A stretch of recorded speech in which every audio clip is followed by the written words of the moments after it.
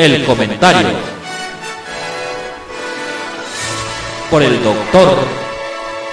Flavino Ríos Alvarado.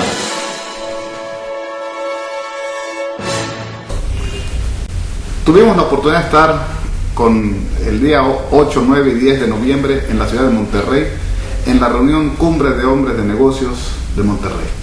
En ese entendido tuvimos la oportunidad de platicar no solamente con empresarios, sino de escuchar también, por ejemplo, al presidente de Costa Rica, Óscar Arias, el domingo en la noche en la cena, quien con una conferencia magistral nos dijo, nos comentó cómo estaba América Latina hace 200 años, hace 100 años, hace 50 y cómo está ahora, hacia dónde va América Latina. Y obviamente hubo que comparar a América Latina con Estados Unidos cuando se crea la Universidad de Harvard, pero en 1600 ya había universidades en América, en México, en Perú, en Chile, en Argentina, y bueno, que lamentablemente el subdesarrollo que trae América Latina se debe a un problema estructural. ¿Cuál es ese problema? La deficiente educación, que el nivel educativo de América Latina es de 7 años de escolaridad, cuando en otros países, incluido Costa Rica, donde él es originario, hay que recordar que fue Premio Nobel de Costa Rica y que no es casual que la Corte Interamericana de Derechos Humanos esté en Costa Rica, es decir, el promedio es de 10 años. Es decir, que tenemos que trabajar mucho, no solamente el gobierno, sino todos los sectores, y todos nosotros, para que se mejore la educación de nuestro país. Y obviamente también se habló no solamente de educación, se habló de salud, estuvo el doctor Julio Frey, y se habló del empleo, se habló de la responsabilidad social de los empresarios. ¿Qué empresarios acudieron? Valentín Díaz Morodo, que es el fundador de la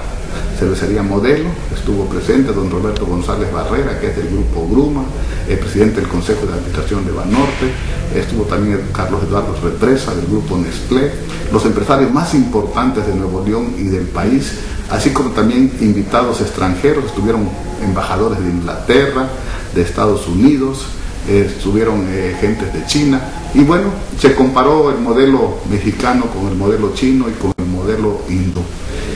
También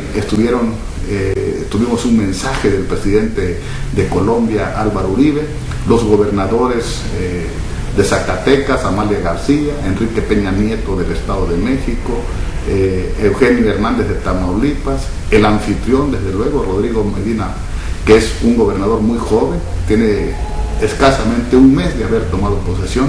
Y bueno, lo importante de esta cumbre de negocios no es la reunión en sí, sino los temas. Estuvo el secretario de Seguridad Pública y habló el secretario de Seguridad Pública de algo que nos debe de preocupar a todos, que si bien es cierto que existe la extorsión, que existe la delincuencia organizada, el narcotráfico, nos comentó ahí que se ha incrementado el consumo de la cocaína en nuestro país, pero que realmente los daños, los robos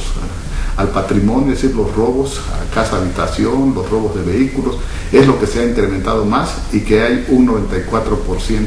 de estos delitos. Y que estos delitos, muchos de ellos, son del fuero común, no son del fuero federal, pero que obviamente el gobierno,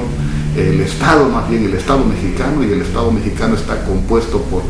3 elementos que son territorio, población y gobierno, y cuando hablamos de gobierno hablamos de los 3 niveles de gobierno, el municipio, el Estado y la Federación deben ser corresponsables para prevenir el delito, y obviamente también se habla de la corresponsabilidad de los empresarios. Y bueno, también el último día estuvieron 3 senadores en un panel ahí, Carlos Navarrete del PRD, estuvo Gustavo Madero del PAN y Manlio Fabio Beltrones del PRI. La moderadora de este debate, más bien el moderador de este debate, fue Sergio Sarmiento, destacado articulista y comentarista de televisión. Estuvo presente en esa mesa la gobernadora Amalia García de Zacatecas, y de ahí que se habló de la reforma fiscal, de algo que no nos gustó a todos los mexicanos, pero que es una medicina necesaria e indispensable para que los gobiernos tengan recursos.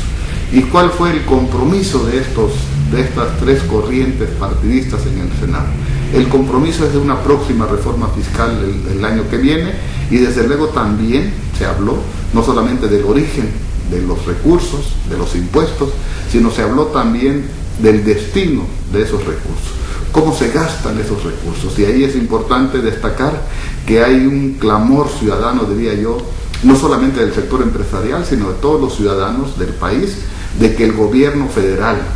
los gobiernos estatales y los gobiernos municipales nos rindan cuenta y transparenten estos recursos. De nada sirve que el Estado mexicano recaude más dinero si no sabemos los ciudadanos mexicanos en qué y cómo se gastan esos dineros que son del pueblo de México. Yo creo que esto sería lo más importante de esta cumbre de negocios, que como cada año es organizada por el licenciado Miguel Alemán Velasco y que le rinde frutos, porque es un foro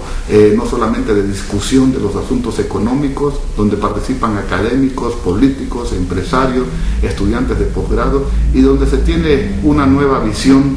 de cómo se pueden sortear las crisis, y esto es no solamente con optimismo, sino trabajando y generando empleos. Estuvo el presidente Felipe Calderón, quien volvió a repetir su discurso, y bueno, quien solicitó el apoyo y la comprensión del sector empresarial para sacar adelante las grandes reformas que requiere nuestro país. El comentario